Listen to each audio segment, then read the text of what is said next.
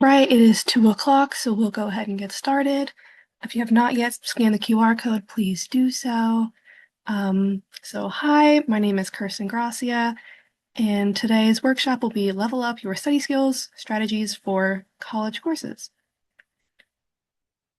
If you have any comments or questions throughout this workshop, please feel free to leave something in the chat.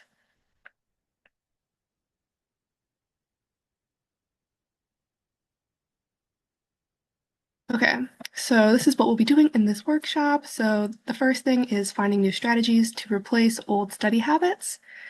Second, explore active learning strategies. Third, learn new time management techniques. And fourth, learn new exam prep techniques.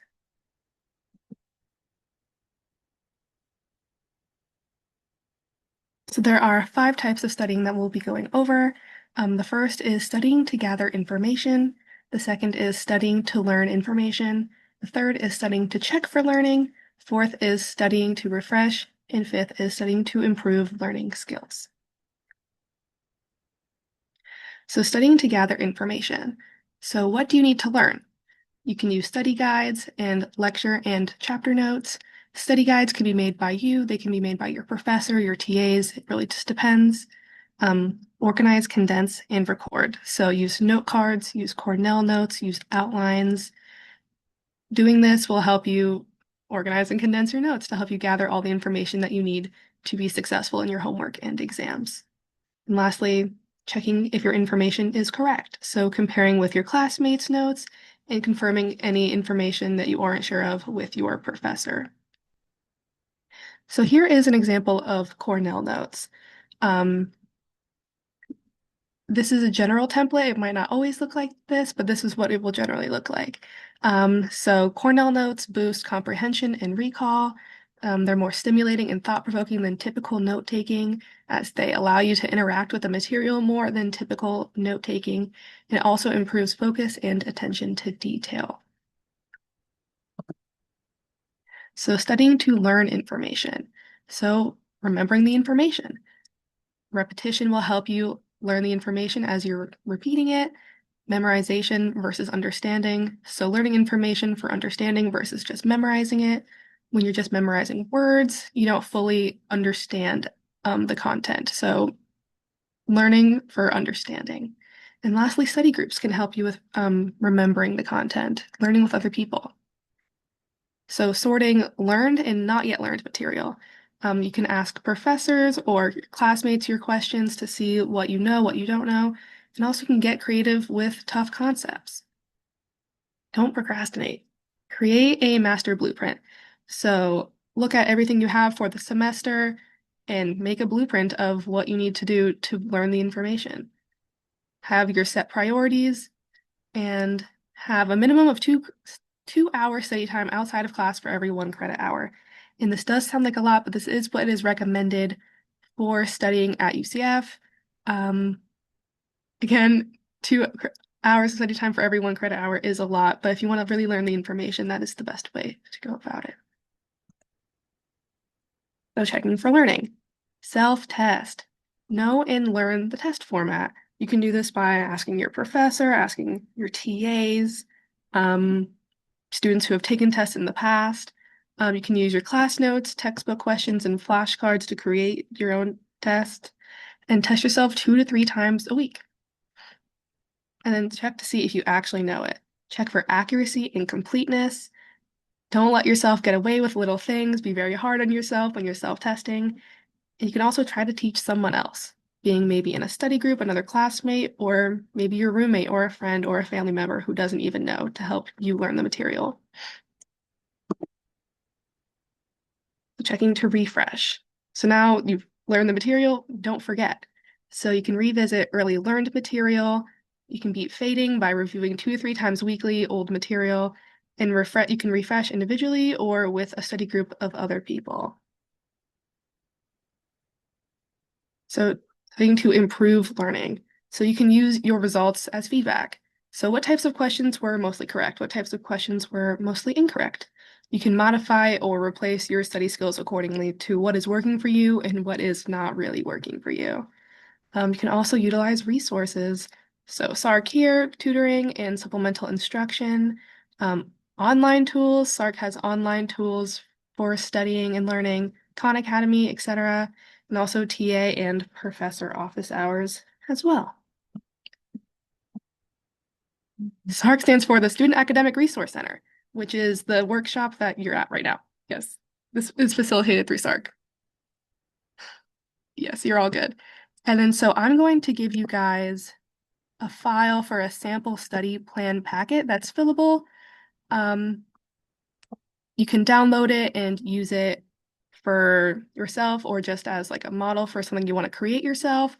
But it's a sample study plan for when you have exams coming up and you really want to pace yourself and you want to create a plan for yourself. So you can feel free to download that and use it or modify it any way that you need.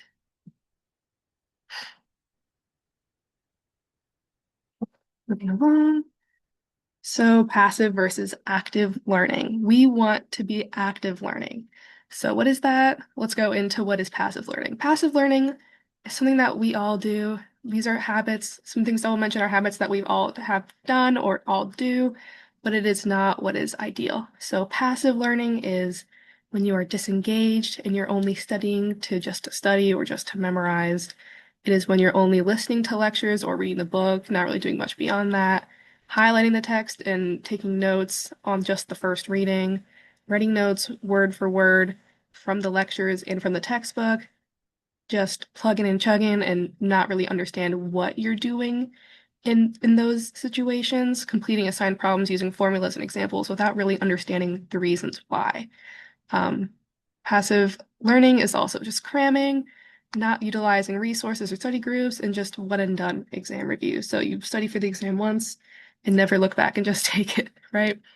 So that's not what we want to be doing. What we want to be doing is active learning. So in active learning, you're engaged, you're studying to learn the material and to really understand the material.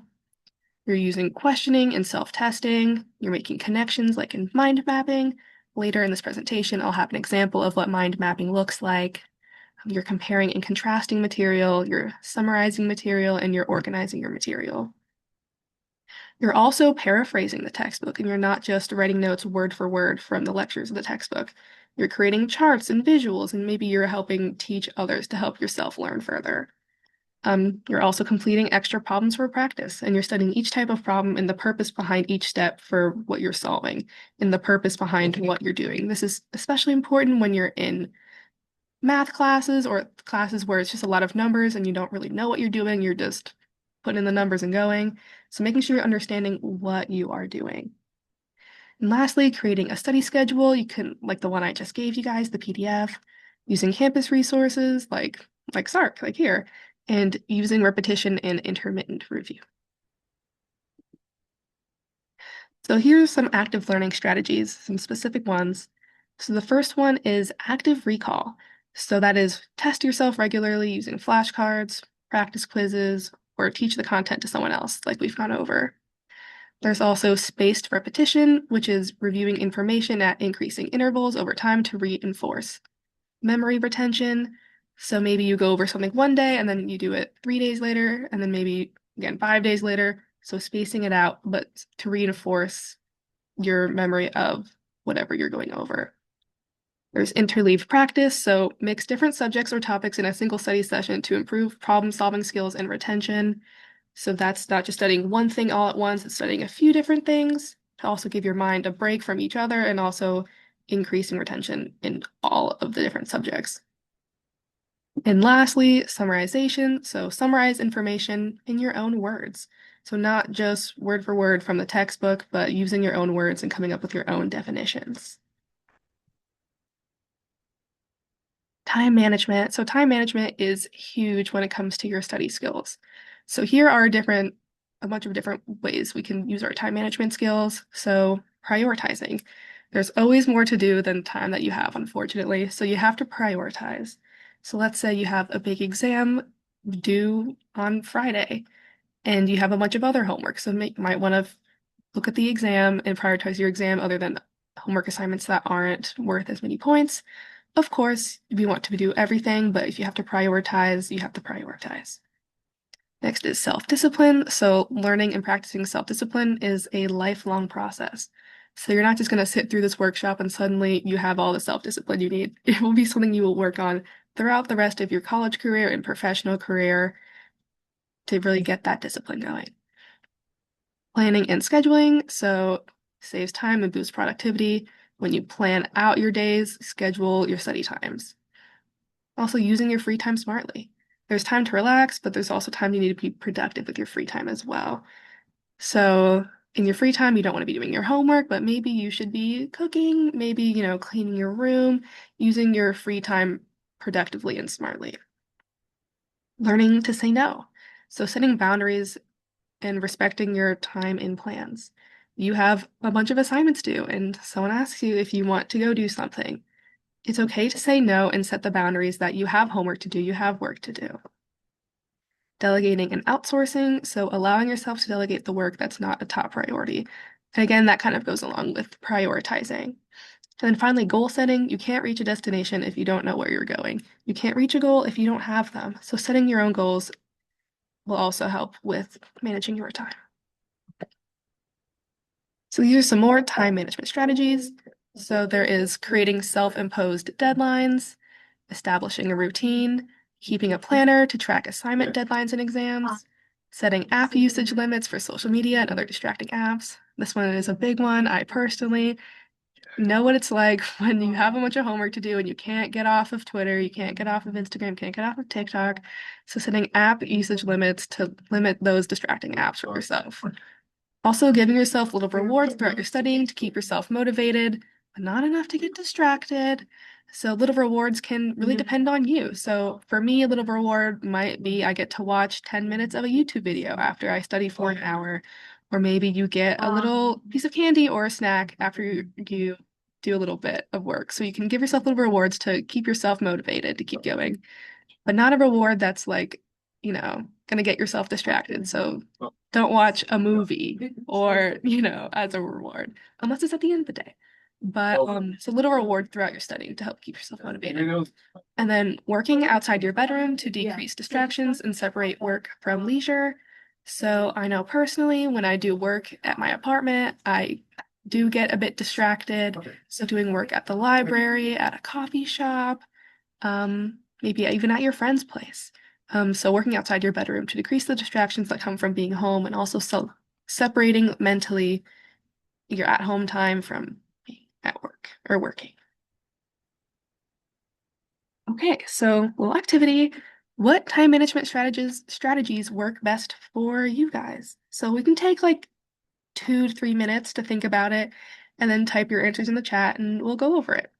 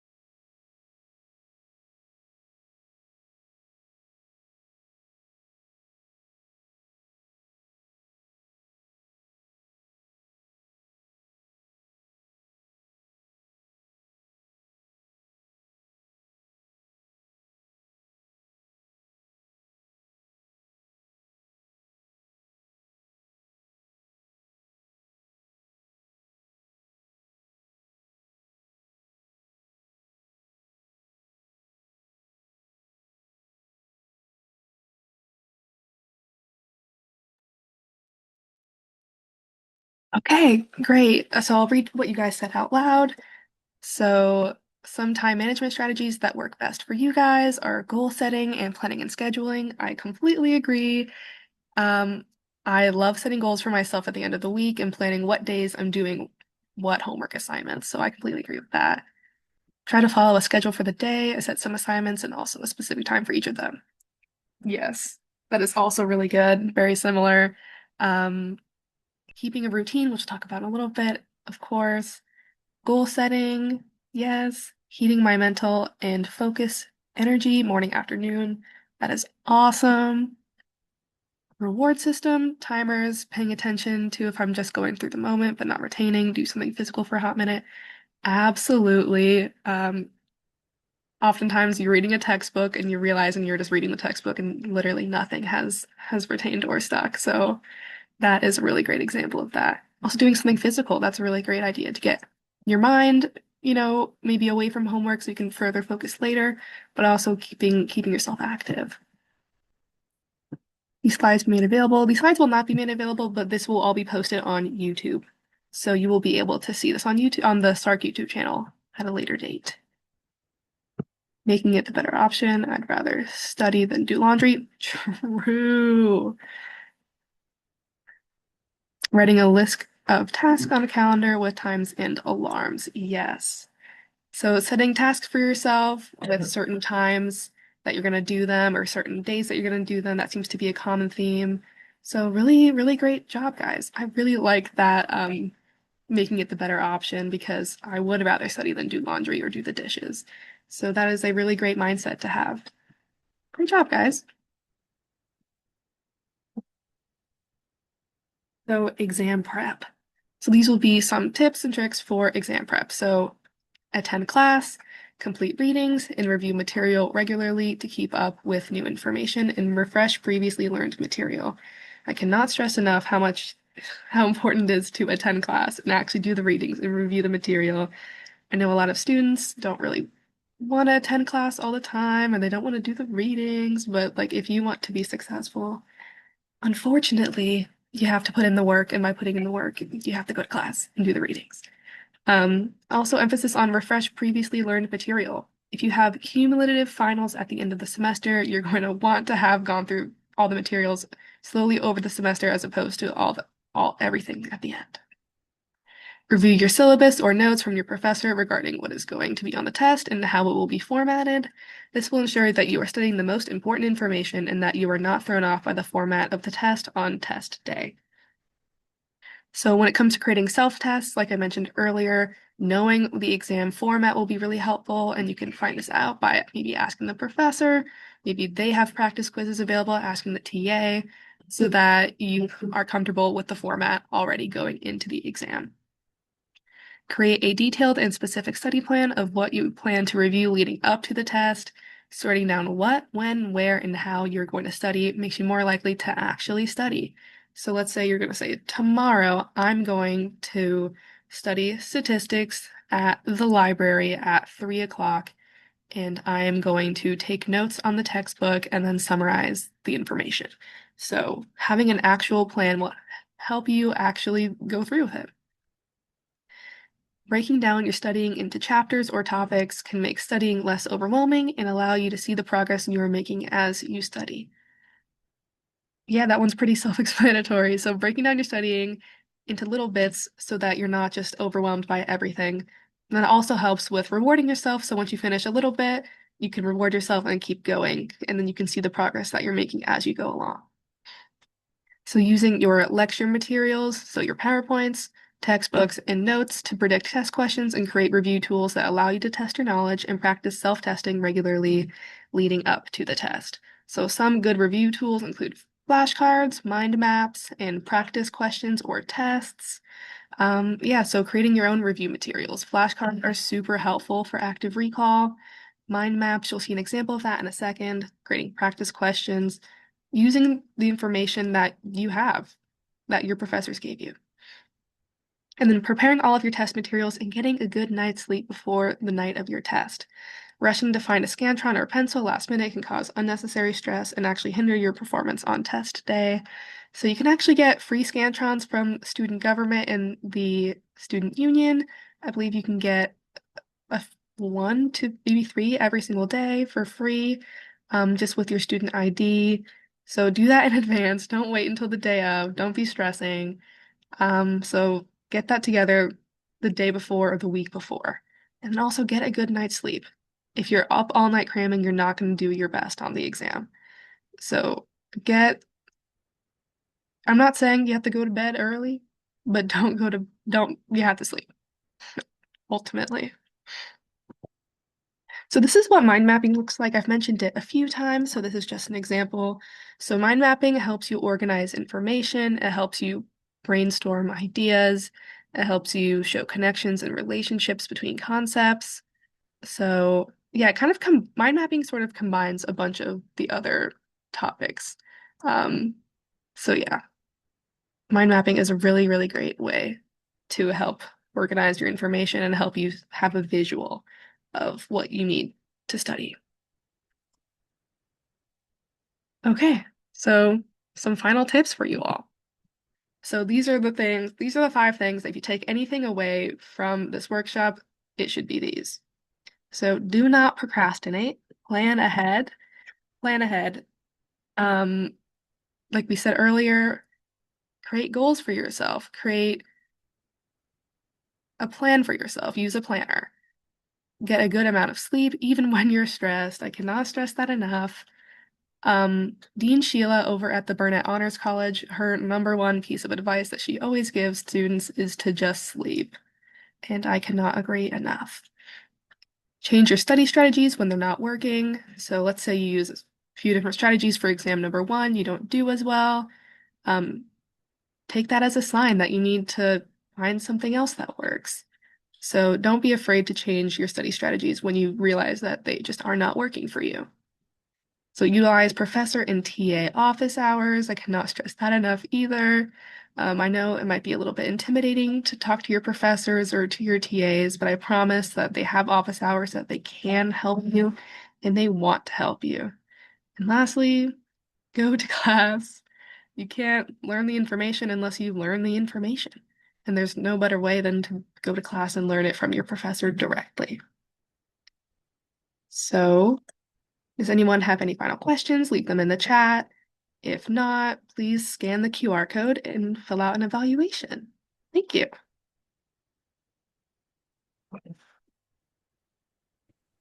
Hello.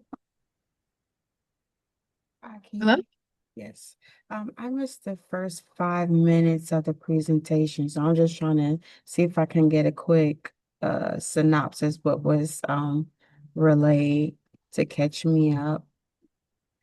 For sure. Give me just a moment to give everyone else enough time to scan the final QR code and I'll go back and review it with you. Definitely. Okay, thank you. Yeah, no problem.